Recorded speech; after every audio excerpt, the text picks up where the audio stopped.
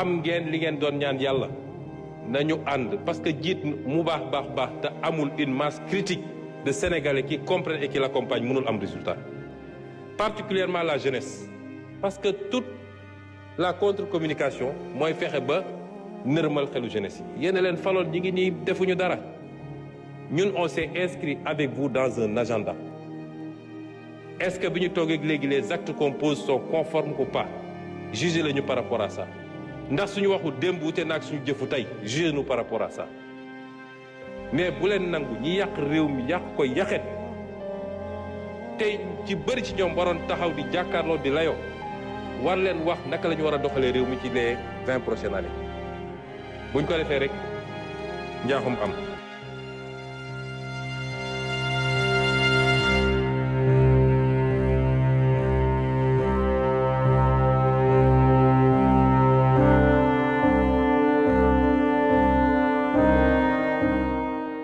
Ousmane Sonko naît le 15 juillet 1974 à Thiès, de parents fonctionnaires. Il grandit principalement en Casamance, puis effectue ses études supérieures à l'université Gaston Berger de Saint-Louis, où il obtient une maîtrise en droit public en 1999. Il entre ensuite comme major à l'École nationale d'administration ENA du Sénégal. En 2001, il en sort diplômé, section impôts et domaines, et intègre l'administration avec un premier poste qui le conduit au Centre des services fiscaux de Pikine. Il obtient un diplôme d'études approfondies, DEA, en finances publiques et fiscalité à l'université Cheikh Anta Diop de Dakar, UCAD. Il est aussi titulaire d'un master, 2 en gestion et finances publiques à l'Institut supérieur des finances, ISF. Par ailleurs, il est doctorant en droit, public économique et fiscalité, à l'université Jean Moulin Lyon 3. ba tax nag may rassurer nag Sénégalais yépp parce que nous avons des choix à faire. Ce que nous avons fait, yàlla dafa bëgg Sénégal en 2024. Parce que ñii bu ñu toogoon dañuy xëy rek ñu ne Sénégal banqueroute na comme li xewoon Grèce, li xewoon Argentine, insolvabilité, dette bi c'est pas soutenable, viabilité jeex na ñu nekk ci situation boo xam ne foofu la ñuy imposer nag ajustement. Mais ñun li ñu def nii démb monsieur le ministre bi mu paree réunion avec les bailleurs qu'est-ce qu'ils ont dit? Même les obligations du Sénégal remonté na démb demal nga vérifier ko. Pourquoi mu remonté? Parce que les gens ont salué l'exercice de vérité. Ousmane Sonko a commencé sa carrière comme inspecteur principal des impôts et des domaines. Il a été vérificateur fiscal et chef de brigade de vérification fiscale, chargé du secteur immobilier. Il a également été auditeur interne à la Direction du contrôle interne DCI, de la Direction générale des impôts et domaines, DGID, chargé de la rédaction de la charte de déontologie de la DGID 7. 3 ans après son entrée dans l'administration, il crée le syndicat autonome des agents des impôts et domaines, SAID, dont il est le premier secrétaire général d'avril 2005 à juin, avant de devenir secrétaire général honoraire de juin 2012 à août 2016. À cette période, il commence à critiquer le gouvernement et accuse l'État d'anomalies fiscales et budgétaires en mettant en cause le président Macky Sall. À la suite de cela, il est radié. En août 2016, décret Néo 2016-1239 de l'Inspection générale des impôts et domaines pour manquement au devoir de réserve. Cet épisode, largement relayé par la presse sénégalaise, permet de révéler Ousmane Sonko au grand public. Quelques détracteurs lui reprochent de ne pas avoir agi dans l'ombre et d'avoir dénoncé ces anomalies pour servir sa carrière politique. En novembre 2017, il crée son cabinet Atlas. te ñun duñu xaar ku ñu wax lu ñu def man première fois ma recevoir FMI laa leen ne vous n'aurez plus à nous dire ce qu'on doit faire parce qu'un pays qui se respecte n'attend pas qu'on lui dise ce qu'il doit faire. ñun ñooy def suñuy réforme ñun ñooy jël suñu responsabilité et c'est pourquoi je voulais dire aux Sénégalais que nous avons un choix à faire. Président du parti politique PASTEF, créé en 2014, Ousmane Sonko est élu député à l'Assemblée nationale du Sénégal aux élections législatives de 2017. En janvier 2018, il sort un livre, Pétrole et gaz au Sénégal, chronique d'une spoliation, dans lequel il accuse le président Macky Sall et son entourage de malversation dans la gestion des ressources naturelles du pays. en quoi est-ce qu'il y a eu spoliation. Et nous l'avons fait à travers 3 dossiers, voire 4. C'est le dossier de Petrotim lui-même, qui est un grossier scandale impliquant le président Macky Sall lui-même, et j'ai très bien retracé sa responsabilité, puisqu'il a accepté de signer pour Petrotim en connaissance de cause, en sachant très bien que Petrotim avait frauduleusement obtenu les 2 blocs en question. Le seul élément nouveau, c'était l'intrusion de son frère, entre-temps. Mais à part ça, il n'y a aucun autre élément nouveau qui pouvait justifier qu'il signe, d'autant qu'il y a eu un rapport de l'IGE, qu'il avait lui-même commandité. Le rapport, il existe bien, il est réel, moi j'ai le rapport. Il y a eu un rapport de l'IGE qui est un rapport à charge contre les conditions dans lesquelles les 2 blocs avaient été octroyés à Petrotim. Donc le président Macky Sall a signé sciemment, parce que simplement, il y avait son frère et peut-être d'autres choses. Ça, je le développe largement à l'intérieur, parce que vous savez, dans ce genre de dossier-là, on soupçonne toujours la corruption. Moi, j'utilise le mot. On soupçonne toujours qu'il y ait corruption. Mais la corruption étant très difficile à prouver, j'ai préféré beaucoup développer sur les délits voisins. La concussion, le trafic d'influence, le conflit d'intérêts. J'ai beaucoup développé sur ces aspects qui ne sont pas assujettis aux mêmes conditions, aux mêmes rigueurs de preuve. Et nous avons considéré que le président Macky Sall quand même avait violé son serment dans ce dossier Petrotim. Parce qu'il est président de la République et il avait prêté serment en vertu de l'article 37. Il a dit, devant la nation, devant Dieu. D'ailleurs, quand je relis cet article-là, sama sëriñ xam nga laïcité bi ñuy wax rek devant Dieu la ñu commencé. Su dee jullit moom devant Dieu mooy billaay wallaay. Dafa taxaw ne billaay wallaay moom Macky Sall. Devant Dieu et devant la nation sénégalaise. Je jure. Je jure. Donc, il a juré quoi? D'appliquer et de faire appliquer les lois. Et dans ce dossier, il a allègrement violé la loi. Parmi les personnes et entités visées, Aliou Sall, frère du président, est accusé d'avoir reçu 245 000 $ de pots de vin, ce qui a été démenti par le président Macky Sall. Candidature à l'élection présidentielle de 2019. Le 16 septembre 2018, il publie un livre programmatique, Solutions, dans lequel il livre un diagnostic des problèmes sociaux et économiques du Sénégal. Définition bi nga am ci système bi nag Cheikh Yérim vraiment wax dëgg yàlla nag ak ni ma la xamee ci xarañ raccourci bi nga def ci définition système moom bett na ma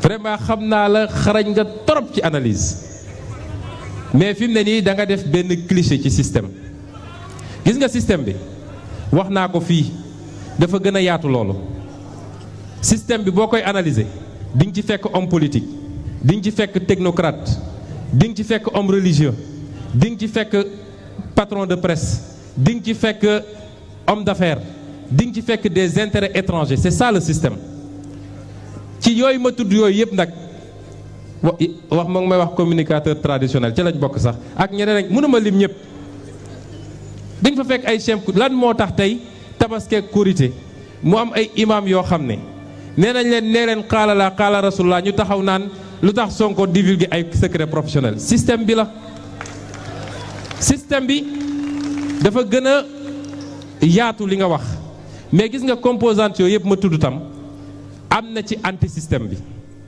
moo tax soo jàppee ni ku nekk haut fonctionnaire rek système bi la loolu c'est un raccourci haut fonctionnaire c'est servir son pays da ngaa jàng mais ñu la ko de nommé wuñ la da ngaa jàng ba am sa maîtrise ñu ubbi concours ne réew mi soxla nañu ay nit yuy liggéey pour dajale alal pour réew mi soxla nañu ay nit yoo xam ne diplomate la ñuy doon représenter réew mi feneen soxla nañ ça c'est le bras administratif de l'État c'est des gens qui n'appartiennent généralement à aucun parti nguur gu ñëw fekk leen fi nguur gu dem baleen fi ñooñu mënuloo leen boole ci système bi yaa ngi tooñ fonctionnaires yu bëree bëri yoo xam ne tey ñi ngi mener des combats énormes ci biir pour contenir les méfaits du système soo jàppee ni le seul fait d'être fonctionnaire fait de toi un système un an du système, je crois que c'est un raccourci extrêmement simpliste.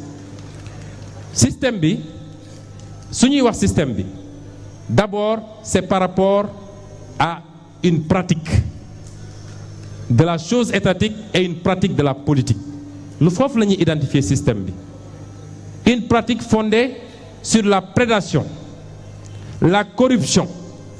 Pratique boo xam ne ngeen jéggal ma ci kàddu yi sàcc alalu réew mi parce que wax naa ko keroog su dee ab ministre wala ab directeur général moo lubal ñu ne il a détourné bu dee citoyen lambda moo sàcc ab ganaar ñu ne il a volé détourné mooy volé il a volé.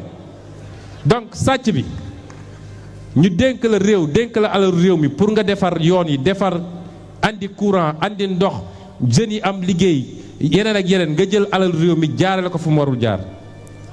Loolu mooy premier mandarga système bi. Ñaareel bi mooy modèle bi ñu taxawal ci système bi nga xam ne tey jëriñ intérêt ñi ci biti le système bi gën a taxawal que jëriñ intérêt réew mi. Loolu mandarga bu am solo la ci système bi ñu lal ko nag ci li gën a garaaw mooy incompétence notoire ak ñàkk patriotisme mooy ñàkk bëgg sa réew. Loolu la ñuy woowee système bi ñi bokk loolu yépp te di yëngatu ci politique wala di yëngatu comme acteur privé ma ne la système bi am na ay patron de presse am na ay hommes d'affaires yoo xam ne bis bu ne ñu jox leen lu ñu leen warul jox à coup de milliards ñooñ ci système bi la ñu bokk. Am na ay jeunes yoo xam ne peut-être simple étudiant la ñu xamuñu sax lu xew waaye dañ leen di utiliser di leen dawloo di leen defloo yenn ci système bi la ñu bokk. C'est ça le système dont on parle mais jàng toll foo war a defee concours def concours ñëw servir le pays loyalement. Man en 15 ans d'impôt j'ai mis des milliards dans les caisses des États musuñu maa jox fukki dërëm bu ma moomul je ne suis pas membre du système. Kon ça c'est un raccourci système bi du ENAM système bi du impôt et domaine système bi du etc. Le jour où on aura un bon système le jour où on changera de président am un bon président da nga foog ne day tëj ENAM wala mu dàq fonctionnaires yëpp parce qu'ils sont du système. Ñoom ils ne font qu'appliquer les politiques qui ont été déterminées par ñi askan bi fal. mais dama bëgg ñu jox ma détachement ma dem defi leneen ñu ne duñ ko fi def boobu c'était en 2015 un an bi ma commencé politique def un an la bul fàtte ni août 2016 dañ ma radié.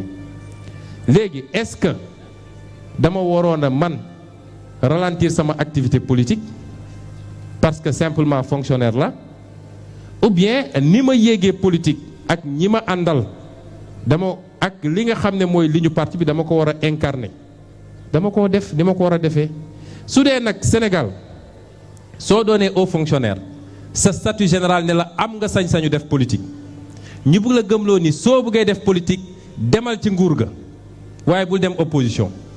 Tey Amadou Ba inspecteur des impôts la ni man Mamour Diallo inspecteur des impôts la Abdoulaye Daouda Diallo inspecteur des impôts la keneen ak keneen bis bu dee ñu génn taxaw ne Macky moo gën a rafet ci Sénégal moo gën a jekk moo ëpp xam-xam man may inspecteur des impôts su ma nee Macky gënul rafet ci Sénégal ñu dàq ma loolu mooy débat bi ñu war a poser. Déclinant ses propositions. Si l'ouvrage suscite un important intérêt à sa sortie, la directrice du commerce extérieur critique les solutions proposées comme anachroniques et inexactes, indiquant qu'avec l'union douanière, l'OMC, le Sénégal n'est plus maître de son commerce extérieur et que les données utilisées pour appuyer son propos sont erronées. Sa candidature à l'élection présidentielle est validée en janvier 2019.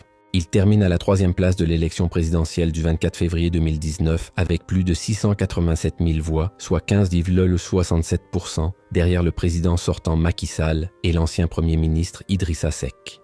Dans la perspective des élections locales du 23 janvier, Ousmane Sonko s'allie avec plusieurs membres de l'opposition, dont l'ancien maire de Dakar Khalifa Sall, pour constituer la coalition Yewwi Askan Wi, YAWI.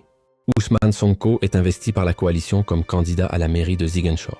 Il y affronte le maire sortant Abdoulaye Baldé ainsi que le candidat du pouvoir Benoît Sambou. À l'issue du scrutin, Ousmane Sonko l'emporte. Avec 56,31%, il est officiellement installé dans ses nouvelles fonctions le 10 février 2022. Pendant la campagne pour les élections locales, Sonko se déplace dans tout le pays pour soutenir les candidats de la coalition YAO, laquelle remporte ainsi de nombreuses villes dans le pays, dont la capitale Dakar. et bat la coalition présidentielle unie par l'espoir. Après sa nomination comme Premier ministre en avril 2024, Sonko démissionne de son mandat de maire car le président, Bassirou Diomaye Faye, demande que tous les ministres quittent leurs mandats électifs. La première adjointe Aïda Bodian est nommée maire à titre intérimaire à partir du 6 mai. Élections législatives de 2022. Modifiées en vue des élections législatives de 2022, Ousmane Sonko fait de la lutte contre l'homosexualité un argument de campagne.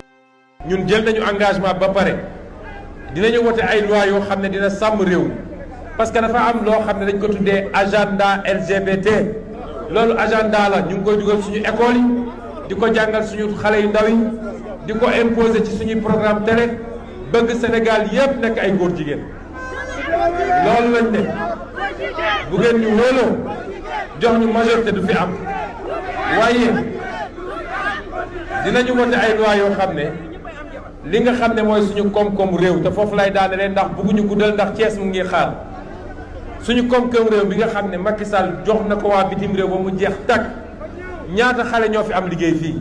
En mars 2023, il déclarait encore qu'une loi durcissant la répression de l'homosexualité serait une des premières qu'il ferait voter s'il était élu président. Il invoquait la religion, mais aussi un souci de préservation de notre humanité. Élection présidentielle de 2024 et libération.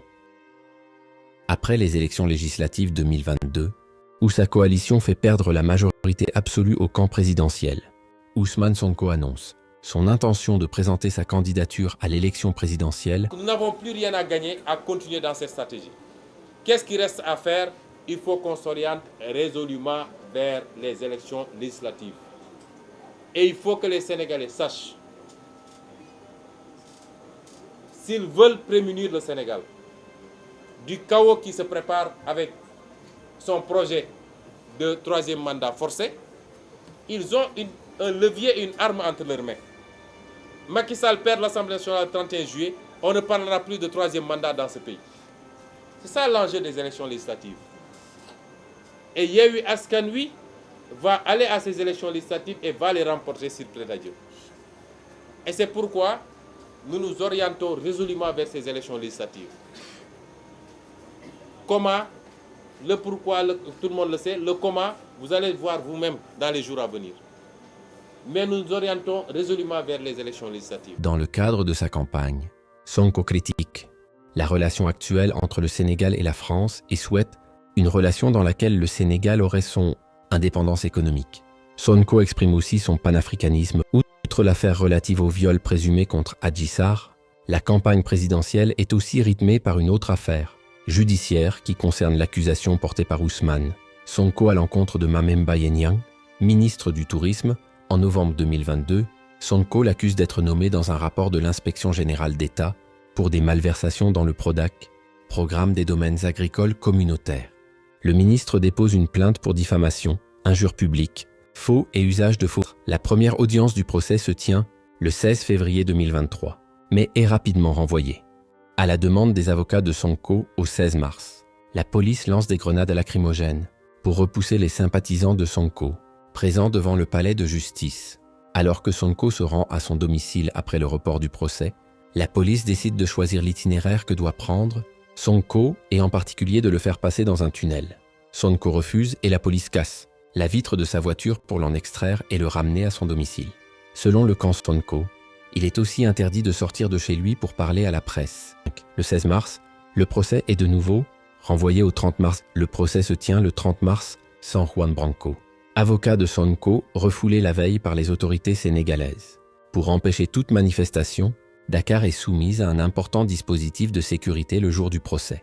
Ousmane Sonko est condamné pour diffamation à 2 mois de prison avec sursis et 200 millions de FCFA, de dommages-intérêts. Les avocats de Sonko et de Mbaye Niang considèrent que Sonko n'est pas privé de ses droits civiques et peut se présenter à l'élection présidentielle. Le procès en appel doit se dérouler le 17 avril, avant même l'expiration du délai pour déposer un appel. Cette hâte est critiquée par Bassirou Diomaye Faye, secrétaire général du PASTEF. Ce dernier est par la suite arrêté et placé en garde à vue pour ses propos, pour diffusion de fausses nouvelles, outrage à magistrat et diffamation envers un corps constitué. Le procès, renvoyé au 8 mai 2023, se déroule sans Sonko et confirme la condamnation en première instance, mais la peine est augmentée. à 6 mois de prison avec sursis, ce qui rendrait Sonko inéligible pour l'élection présidentielle 31-32. Sonko se pourvoit ensuite en cassation devant la Cour suprême.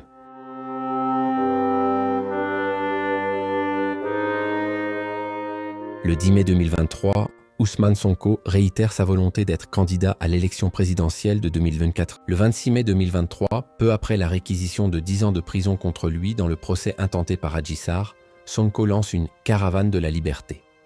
La caravane part de Ziguinchor, ville dont Sonko est maire, et prévoit de se rendre à Dakar. L'objectif annoncé de cette caravane est de dénoncer l'instrumentalisation de la justice par le régime de Macky Sall. Sonko est arrêté à Vélingara le 28 mai et amené à Dakar. Selon le ministre de l'Intérieur, il ne s'agit pas d'une arrestation mais d'un encadrement jusqu'à son domicile. Le gouvernement invoque le manque d'autorisation et le risque de troubles à l'ordre public pour disperser le convoi. La caravane obtient un large soutien populaire sur son parcours, mais plusieurs heurts opposent les sympathisants de Sonko aux forces gouvernementales. Une personne est tuée par balle. Le 28 juillet 2023, Sonko est arrêté. Les raisons de cette arrestation sont peu claires. Le procureur la justifie en invoquant différents délits et crimes commis par Sonko, comme le vol du téléphone portable d'une gendarme qui le filmait, ou des propos subversifs. Le 31 juillet, Sonko est poursuivi pour des appels à l'insurrection et complot contre l'État, puis placé en détention. Le même jour, le gouvernement décide de dissoudre le PASTEF pour le motif d'appel à des mouvements insurrectionnels. Cette décision est contestée par l'opposition. Toujours le même jour, Ousmane Sonko entame une grève de la faim. Il proteste contre les accusations qui sont portées contre lui par la justice, ainsi que le régime dictatorial du président Sall. Le 6 août, il est hospitalisé à Dakar. Le 17 août 2023, il tombe dans le coma et est admis en réanimation. Il reprend conscience le même jour. Le 2 septembre, le PASTEF annonce la suspension de la grève de la faim de Sonko, ceci à la demande du calife général des Mourides, Serigne Mountakha Mbacké. En octobre 2023, la Cour suprême du Sénégal valide le refus fait à Sonko par la Direction générale des élections de retirer des formulaires destinés à récolter les parrainages nécessaires à un dossier de candidature à l'élection présidentielle. Ce refus est motivé par le fait que Sonko est radié des listes électorales. Toutefois, le même mois, le tribunal administratif de Ziguinchor, ville où réside et vote Sonko, annule la radiation de Sonko de la liste électorale. Au cours de cette audience, le gouvernement tente de récuser le juge Sabassi Faye qui préside le procès. Sonko doit donc pouvoir obtenir les fiches servant à récolter les parrainages. La Commission électorale nationale autonome, Sénat, demande alors à la Direction générale des élections, DGE, dépendant du ministère de l'Intérieur, de réintégrer Sonko sur la liste électorale et de lui fournir les documents pour candidater à l'élection, mais celle-ci refuse. Les avocats d'Ousmane Sonko saisissent la Cour de justice de la Communauté économique des États de l'Afrique de l'Ouest, CEDEAO, afin de réintégrer ce dernier sur les listes électorales. Le 18 octobre 2023, Ousmane Sonko annonce reprendre sa grève de la faim, arrêtée fin septembre, afin de protester contre sa détention arbitraire et électoraliste et celle de centaines de patriotes. Sa santé se dégrade à la fin du mois et il est placé en soins intensifs. En novembre, l'administration pénitentiaire considère que Sonko a arrêté sa grève de la faim et le renvoie en prison, au Cap Manuel, à Dakar. Le 17 novembre 2023, la Cour de justice de la CEDEAO considère que l'État sénégalais n'a pas violé les droits d'Ousmane Sonko. La Cour refuse de se prononcer sur la radiation de Sonko des listes électorales. Le même jour, la Cour suprême du Sénégal annule la décision du tribunal de Ziguinchor du 12 octobre 2023 et renvoie l'affaire au tribunal. Hors classe de Dakar, pour qu'elle soit rejugée, sa radiation des listes électorales est donc toujours effective et il ne peut participer à l'élection présidentielle de 2024. Le 23 novembre 2023, des proches confirment qu'il a arrêté sa grève de la faim. Le 30 novembre 2023, Ousmane Sonko veut déposer la caution en vue de concourir à l'élection présidentielle 2024, mais celle-ci est rejetée car Sonko n'est, en l'état, pas éligible à cette formalité exigée pour être candidat, car il a été radié des listes électorales. Le verdict dans le nouveau procès sur l'éligibilité de Sonko est rendu le 14 décembre et Sonko est déclaré éligible et réintégré sur les listes électorales. Le 25 décembre 2023, Ousmane Sonko dépose son dossier de candidature pour l'élection présidentielle devant le Conseil constitutionnel. Le 31 décembre 2023, Ousmane Sonko est investi candidat par son parti politique. Le 4 janvier 2024, après 12 heures de débat, la Cour suprême confirme, et au détriment de Sonko, la condamnation de 6 mois de prison avec sursis pour diffamation, remettant ainsi en cause sa participation aux élections présidentielles.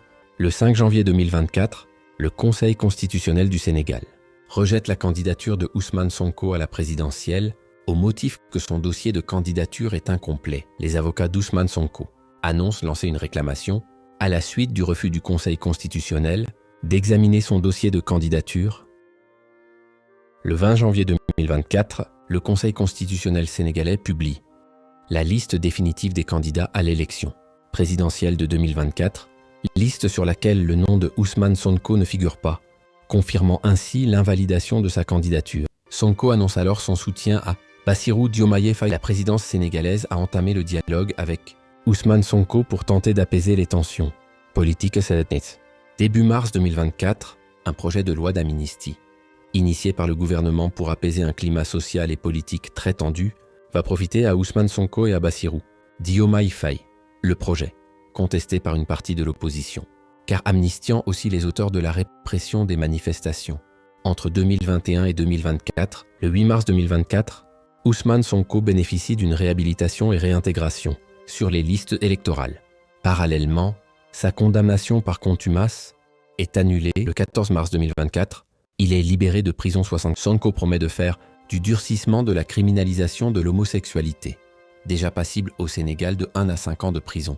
L'une des premières lois du prochain quinquennat, par conviction religieuse, mais surtout dans un souci de préservation de notre humanité. Le 24 mars suivant, Bassirou Diomaye Faye remporte l'élection présidentielle dès le premier tour. Premier ministre.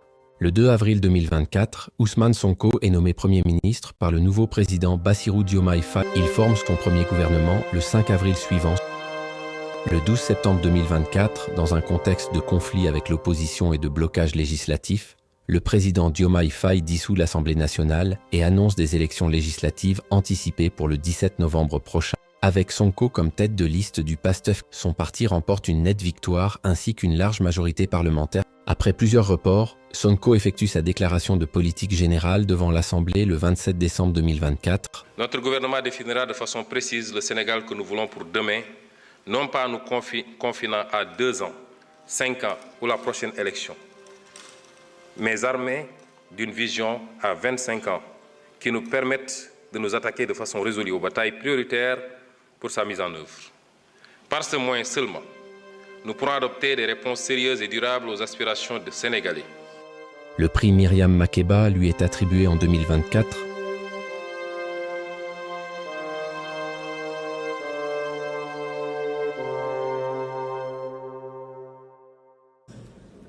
Qui manipule les masses et particulièrement la jeunesse.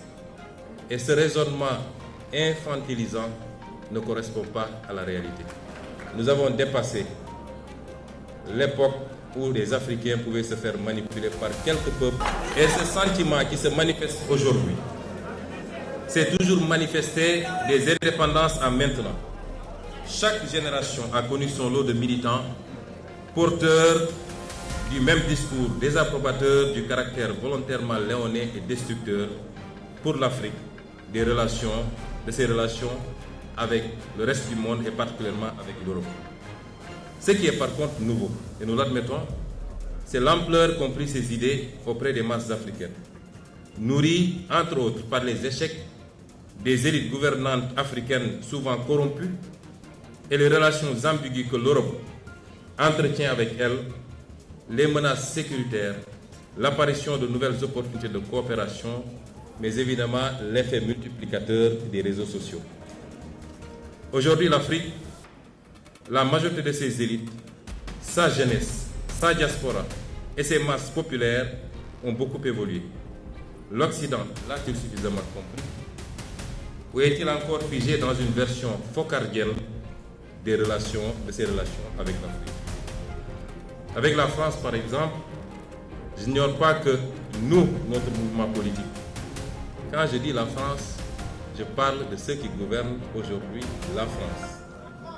Je parle du président Macron et de son régime.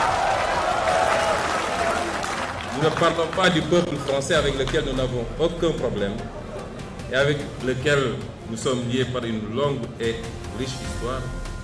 Et je ne parle pas de toutes les élites politiques françaises, ni de la société civile. Je parle de l'élite gouvernante actuelle.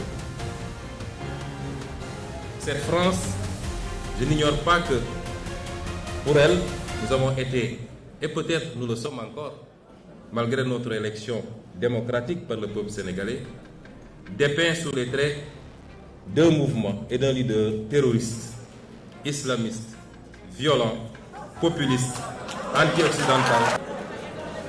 La vérité, c'est que beaucoup de gouvernants européens et singulièrement français s'accommodaient mal de notre discours politique souverainiste et se fixaient comme objectif de l'entraver.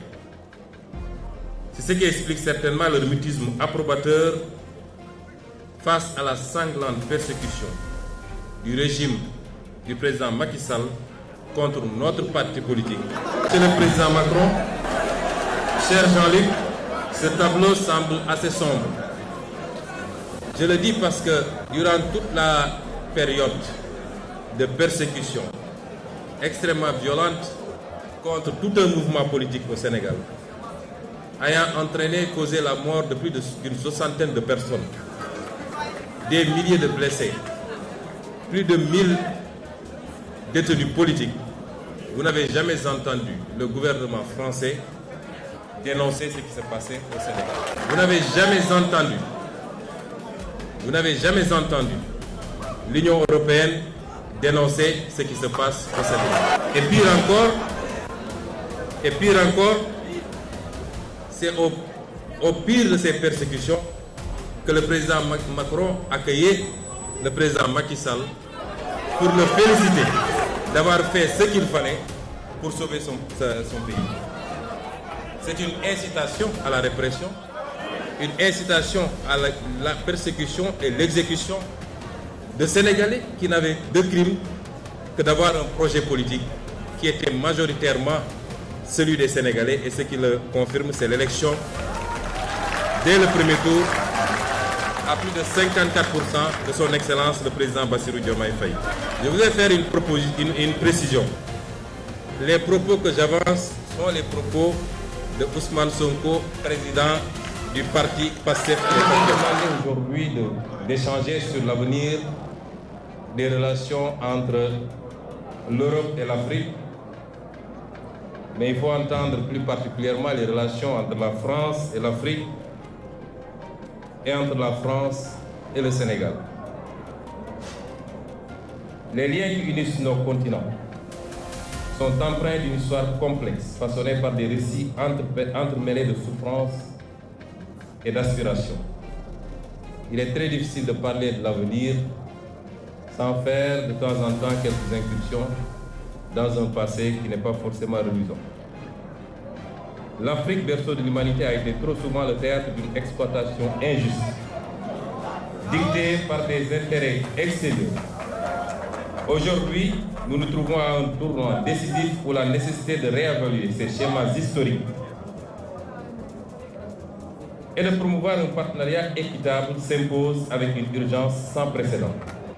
Je sais que c'est un moment politique particulier et je veux vous en parler pour que, dans la ferveur du moment qui est partagé, on ne perde pas de vue ce qui est en cause, ce qui est en train de se faire. Le moment est historique parce que le Sénégal a ouvert par l'action de son peuple une voie particulière qui est celle de la révolution citoyenne, s'achevant après une résistance populaire payée de morts et de martyrs par une victoire électorale. C'est-à-dire par un processus que nul ne peut contester puisqu'il exprime sous sa forme la plus pure et la plus nette la volonté et la souveraineté du peuple sénégalais.